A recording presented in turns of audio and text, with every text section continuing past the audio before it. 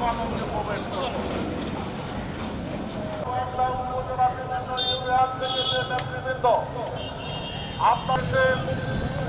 আমাদের সভামঞ্চের দিকে আসছে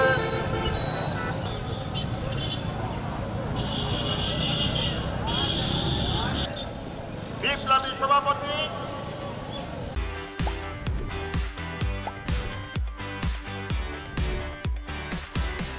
আন্দোলনে আসার কারণ এইটা পানি চুক্তি বিষয় নিয়ে আসছি। প্রথম কথা হলো, এর আগে 81 সাল থেকে জিয়াউর রহমান যখন ক্ষমতায় আসে তখন থেকে আমরা অভিজ্ঞত আছি এই তিস্তা নিয়ে শুধু না, আরও অন্য অন্য নদী খনন বহু জিয়াউর রহমান বহু এই চেষ্টা করছে। পরবর্তীতে সরকারগুলো আসিয়া বহু ধর্ণা দিচ্ছে যে পানি আনতেছি, যাচ্ছি, আসতেছে, বহু চেষ্টার পরেও পানি আন্দোলন সফল হতে পারে নাই। সেহেতু আজকে আমরা আসছি যে পানি চুক্তি যেগুলো আমরা যে দায় দাবি, আমাদের কথা হলো যে যেটা আমরা ন্যায্য দাবি পাবো পানির, সেটা দেওয়ার জন্য সরকার পানি দেয়। ভারত সরকার পানি দেয় যে সময় আমাদের পানির প্রয়োজন নাই তখন পানি দেয়, যখন পানির প্রয়োজন তখন আমাদের পানি দেয় না। আমাদের মূল দাবি হলো যে আমাদের ঠিক সময় পানিটা পাওয়ার জন্য, হ্যাঁ, ন্যায্য দাবি আমার পাওয়ার জন্য।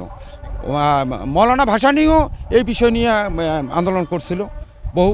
আর যখন আমরা পানি দেয় তখন আমাদের যা গরু ছাগল বকরি ছাগল যা আছে সব ভাসি যায়, আর যখন পানি লাগে তখন আর পানি দেয় না, বন্ধ করে দেয়। এই মর্মে আমার দাবি যে যে সময় আমাদের পানিটার দরকার এই সময় যখন পানিটা দেয়, যে সময় পানিটার দরকার না হয় সে সময় পানিটা দেওয়ার প্রয়োজন নাই। এই দাবি নিয়ে আমরা এই তিস্তা ব্যারেজে যাচ্ছি, আমরা ন্যায্য দাবি যাতে আমরা পাই। তিস্তা পারের সকল মা বোনদেরকে একটি আশ্বাস দিতে চাই, আল্লাহ যদি আমাদেরকে ক্ষমতা দেয়, তারেক রহমান যদি রাষ্ট্রীয় ক্ষমতায় ফিরে আসেন, প্রথম বাংলাদেশের কাজ হবে এই তিস্তা মেগা প্রকল্প নিয়ে উনি কাজ করবেন এবং এটা এই সমাধান, নদীগুলোর সমাধান উনি করবেন। এটাই আমাদের উনি বলেছেন। এটি আজকে আবার উনি খাল কাটা, শহীদ প্রেসিডেন্ট জিয়া রহমানের খাল কাটা, নদী কি বলে নদী খনন, এই প্রকল্পগুলো অগ্রাধিকার ভিত্তিতে উনি গ্রহণ করেন।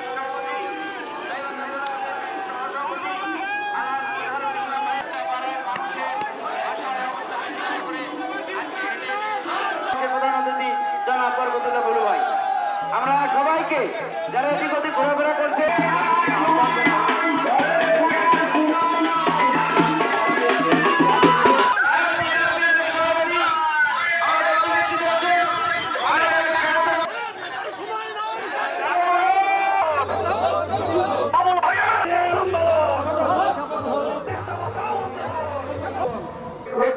ওয়ার্ডের নেতৃবৃন্দ, সেই সংগ্রামী শুভেচ্ছা অভিনন্দন।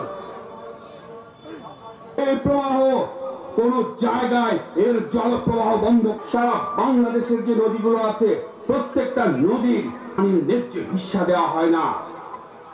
আমরা বলতে চাই আমাদের হিস্সা আমরা বুঝে নিয়েছি। আমরা আমাদের এই রংপুর অঞ্চলে কৃষিকাজ চাষবাস হয়। আমরা বলতে চাই আসুন এই সমাবেশ আপনাদের সকলের পরিচিত মুখ জনাব জুনায়েদ সাকিকে তার বক্তব্য রাখার জন্য আহ্বান করছি।